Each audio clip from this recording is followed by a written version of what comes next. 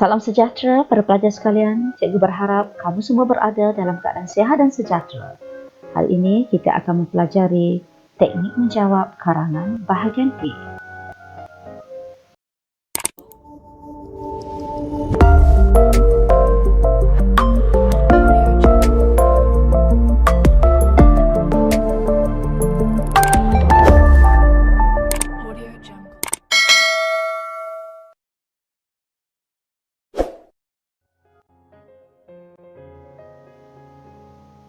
Baik para pelajar, pada hari ini fokus kita adalah kepada teknik menulis perenggan pendahuluan.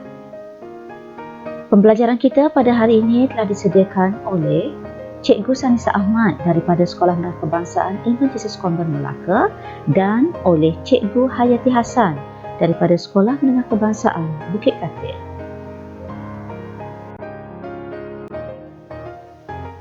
Teknik menulis pendahuluan. Para pelajar mestilah menggunakan bahan yang diberikan. Dan yang kedua, para pelajar mestilah mengenal pasti tema daripada bahan rancangan yang diberikan. Dan akhir sekali, para pelajar perlu mengenal pasti fokus atau tugasan daripada arahan.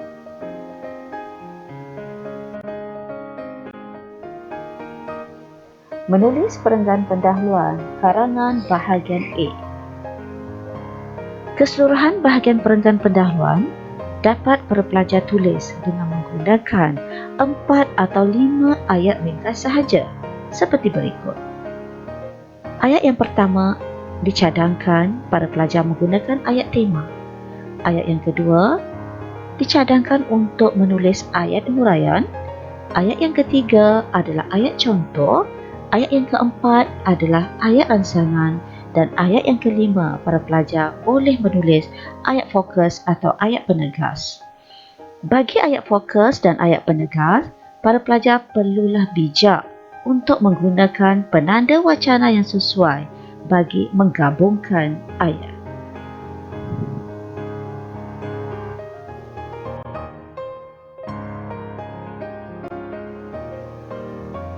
Baiklah para pelajar, bagi melihat dengan lebih dekat teknik penulisan perenggan pendahuluan ini, marilah kita lihat satu contoh penulisan.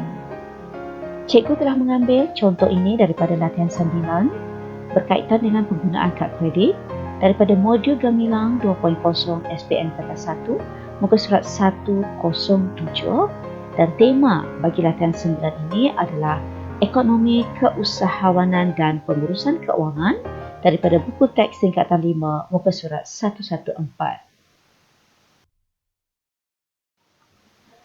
Latihan 9 ini adalah berbunyi, pernyataan di bawah berkaitan dengan kad kredit. Huraikan pendapat anda tentang penggunaan kad kredit dalam kalangan pengguna. Kemudian para pelajar diberi bahan rancangan. Bahan rancangan pertama adalah berkaitan dengan kad kredit. Bagaimana kad kredit berfungsi? Kad kredit ialah alat pembayaran secara elektronik untuk beli barangan dan perkhidmatan tanpa menggunakan wang tunai. Juga disediakan maklumat berkaitan dengan kad kredit menawarkan kemudahan meminjam, dikenali sebagai had kredit yang ditetapkan oleh pengeluar kad kredit, dan di bahagian bawah sekali ada peringatan. Pada amnya, anda akan diberikan tempoh tanpa faedah selama 20 hingga 50 hari sebelum perlu membuat bayaran balik. Itu adalah maklumat yang boleh para pelajar dapati daripada bahan rancangan yang pertama. Bagi bahan rancangan yang kedua, fokusnya adalah kepada implikasi penggunaan kad kredit kepada masyarakat. Bahan ini telah memberikan 6 fokus implikasi. Yang pertama, untuk menjamin keselamatan wang pengguna. Yang kedua, untuk mendapat rebate atau voucher. Yang ketiga, sebagai alternatif jika berlaku kecemasan. Yang keempat, melahirkan masyarakat yang suka berhutang. Dan yang kelima, terdedah kepada penyalahgunaan data. Dan yang keenam, memberikan kesan kepada skor kredit pengguna. Jadi di sini para pelajar, keseluruhan bahan rancangan ini adalah berkisarkan tentang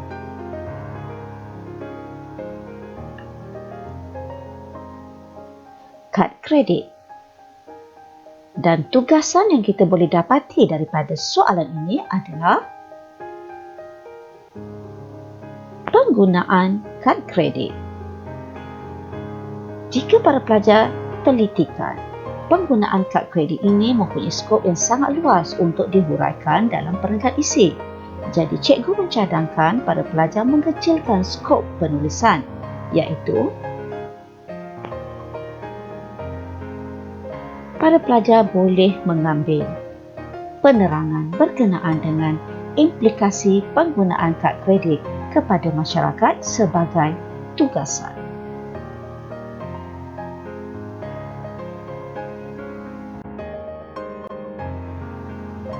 Baik para pelajar, hasil daripada bahan rangsangan yang kita lihat sebentar tadi, tema penulisan kita ialah penggunaan kad kredit. Manakala fokus atau tugasan kita ialah implikasi penggunaan kad kredit kepada pengguna. Baik para pelajar, selepas kita melihat bahan rangsangan yang telah diberikan tadi, marilah kita sama-sama merangka penulisan pendahuluan kita. Dalam rangka penulisan pendahuluan kita, ayat pertama yang boleh ditulis adalah ayat tema. Ayat tema merupakan ayat penyata umum bagi tema. Tema kita adalah kad kredit. Jadi di sini cikgu telah memberikan satu contoh ayat tema, iaitu cikgu telah memberikan definisi berkenaan dengan kad kredit. Contoh ayat tema cikgu adalah kad kredit ialah instrumen pembayaran bagi pembelian barangan dan perkhidmatan tanpa wang tunai. Jadi ayat yang kedua selepas ayat tema merupakan ayat huraian. Ayat huraian merupakan huraian kepada ayat tema tadi. Jadi di sini cikgu memberikan contoh. Huraiannya ialah penggunaannya semakin popular dan digunakan secara meluas dalam dan luar negara. Selepas ayat huraian, para pelajar boleh menulis ayat contoh. Di sini, para pelajar boleh memberikan contoh bagi tema. Contoh tema kita yang telah cikgu berikan di sini adalah kad visa dan kad master. Selepas ayat contoh adalah ayat rangsangan. Ayat rangsangan adalah ayat yang kita tulis bagi memberikan gambaran awal tentang ayat tugasan. Okey, ayat rangsangan yang telah cikgu berikan contoh di sini ialah bil akan dihantar dalam bentuk penyata bulanan dan caj akan dikenakan terhadap baki yang belum jelas. Ini adalah ayat rangsangan bagi penulisan ayat seterusnya, iaitu ayat fokus. Ayat fokus adalah ayat tugasan kita, iaitu di sini tugasan kita adalah memberi implikasi kepada pengguna, iaitu para pelajar perlu memberikan isi-isi berkaitan implikasi kepada pengguna dalam perenggan seterusnya.